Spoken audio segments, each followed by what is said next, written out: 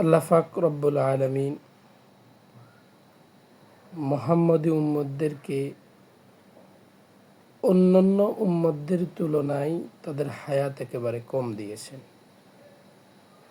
অন্যান্য উম্মতরা শত বছর পর্যন্ত বেঁচে থাকতো, যার কারণে আমাদের অনেকেরই প্রশ্ন আসতে পারে যে অন্যান্য উম্মতরা হায়াত বেশি থাকার কারণে ইবাদতের সুযোগ বেশি পেয়েছেন, আমরা তো তার তুলনায় একেবারে মাহরুম হয়ে পেয়েছি। আমাদের জানা উচিত যে আল্লাহ পাক রব্বুল আলামিন এই মুহাম্মদী উম্মতদেরকে এমন কিছু বিশেষ রাত, এমন কিছু বিশেষ দিন দিয়েছেন যেগুলোতে ইবাদত করলে আল্লাহ পাক রব্বুল আলামিন তার সওয়াব অনেক গুণ বেশি বৃদ্ধি করে দেন। তার মধ্যে থেকে একটা রাত হলো শবে কদরের রাত। আল্লাহ পাক রব্বুল আলামিন এই রাতের ব্যাপারে বলেন, খয়রুম মিন আলফি শাহর, লাইলাতুল কদরি খয়রুম মিন আলফি শাহর।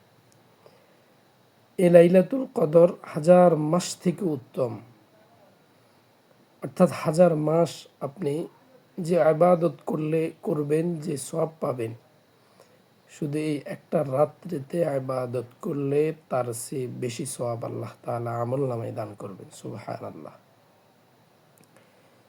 শবে কদরের ফজিলতের সম্পর্কে আল্লাহ পাক রব্বুল আলামিন আরেকটা বলেন যে ইন্না আনজালনাহু ফি লাইলাতুল কদর।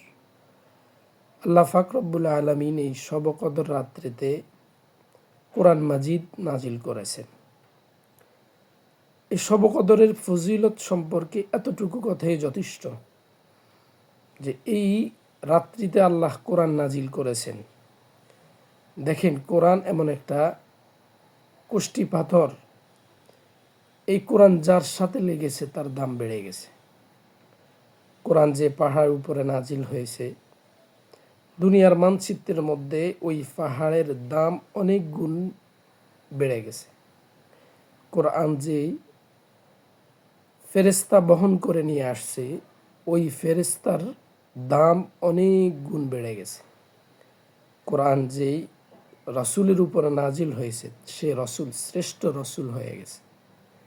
আর কোরআন যেই মাসে নাজিল হয়েছে, ওই মাসটাও শ্রেষ্ঠ মাস হয়ে গেছে। আর এই কোরআন লাইলাতুল কদরে নাজিল হয়েছে, তার লাইলাতুল কদরের মর্যাদাও খায়রুম মিন আলফি শাহর হয়ে গেছে। সুবহানাল্লাহ। দেখেন, এই লাইলাতুল কদর সম্পর্কে আল্লাহ রাসূল সাল্লাল্লাহু আলাইহি সাল্লাম যেটা বলেছেন যে মান কামা লাইলাতুল কদরি ঈমানান ওয়া ইহতিসাবান গুফিরা লাহু মা তাকদ্দামা মিন যামবি। একটা রাত্র, এই রাত্রিতে ইবাদত করার মাধ্যমে আল্লাহ তাআলা তার জিন্দেগীর পিছনে যত গুনাহ করেছে সব গুনাহ আল্লাহ তাআলা এই রাত্রিতে ইবাদত করার কারণে আল্লাহ তাআলা সব মাফ করে দিবেন। সুবহানাল্লাহ। আল্লাহ রাসূল সাল্লাল্লাহু আলাইহি সাল্লাম এই রাত্রিকে গুরুত্ব দেওয়ার জন্য আরেকটা কথা বলেছেন। আল্লাহ রাসূল সাল্লাল্লাহু আলাইহি সাল্লাম বলেন, যে ব্যক্তি এই রাতের শবে কদরের রাত্রের ফজিলত থেকে মাহরুম হয়ে গেছে, সেই ব্যক্তি যত কল্যাণ আছে সব কল্যাণ থেকে মাহরুম হয়ে গেছে। নাউজুবিল্লাহ। এজন্য আমাদেরকে এই রাত্রে ফজিলতে গুরুত্ব দিতে হবে, এই রাত্রে তালাশ করতে হবে আমাদেরকে। এই রাত আমাদেরকে পেতেই হবে। যদি আপনি এই রাত না পেয়ে থাকি, তাহলে আমার মতো হতভাগা আর কেউ হতে পারে না। আল্লাহ রাসূল সাল্লাল্লাহু আলাইহি ওয়াসাল্লাম বলে গেছেন যে রাত পাওয়াটাই হলো ভাগ্যর ব্যাপার।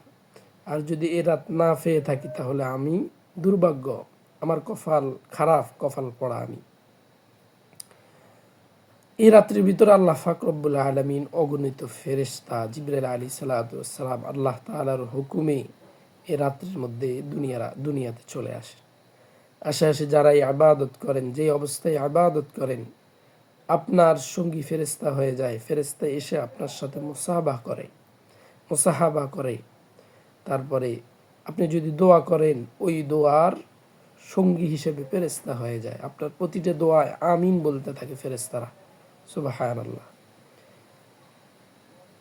এটা ফজর পর্যন্ত চলতে থাকে, শবে কদরের ফজর পর্যন্ত এইভাবে ফেরেশতারা সারা দুনিয়ার মধ্যে বিচরণ করতে করতে থাকে। যে যে অবস্থায় ইবাদত করে ফেরেশতারা ওই অবস্থায় গিয়ে তার সাথে সঙ্গী হয়ে যায়। সুবহানাল্লাহ। এজন্য আমাদেরকে এই রাতের গুরুত্ব দিতে হবে, এই রাত তালাশ করতে হবে।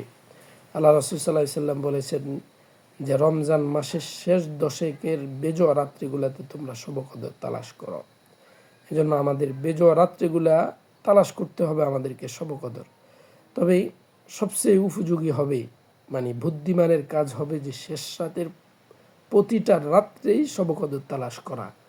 কেন যে বিভিন্ন হাদিসে জোয়া রাত্রের কথাও এসেছে।